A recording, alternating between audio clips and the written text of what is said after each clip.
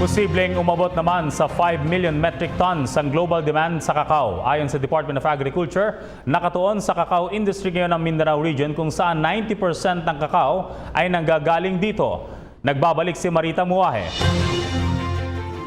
Sa pag-aaral ng Department of Agriculture, sa taong 2020 ay maaaring umabot sa 5 million metric tons ang global demand sa kakao. At sa Pilipinas, ang focus ng kakao industry ay nakatuon ngayon dito sa Mindanao kung saan ang gagaling ang 90% ng Philippine cacao production. At 80% nito ay mula dito sa Davao Region. Mahigit 20,000 hektarya ng lupain dito ang ginawa ng cacao farm at pinagtutuunan nito ng pansin ngayon ng lokal na pamahalaan. Pagkatapos ma-harvest ang bunga ng kakao ay binibiyak ito at aalisin ang pinakabuto o beans nito. Pagkatapos ay ilalagay ito sa fermentation box at dito ay may 3 stage na dadaanan.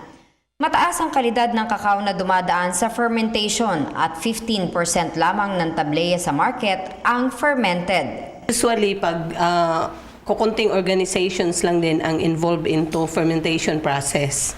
So usually, ang mabibili mo doon sa mga consolidators is yung wash beans. Kwento ni Mang Rolando ng Subasta Integrated Farmers Cooperative, pagkatapos ma-ferment, patutuyin ito sa solar dryer.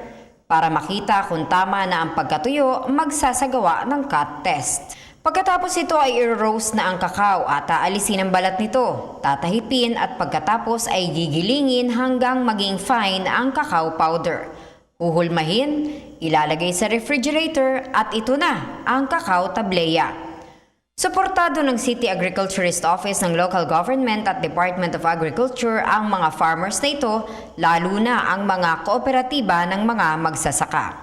May mga deployed na mga personnel to assist organizations not on not on technical aspect lang kagaya noong sa farming but also sa capability building ng organizations. Mula dito sa Davao City para sa PTV News, ako si Marita Muahe. Ako po si Cathy San Gabriel. Subscribe na sa PTV YouTube channel.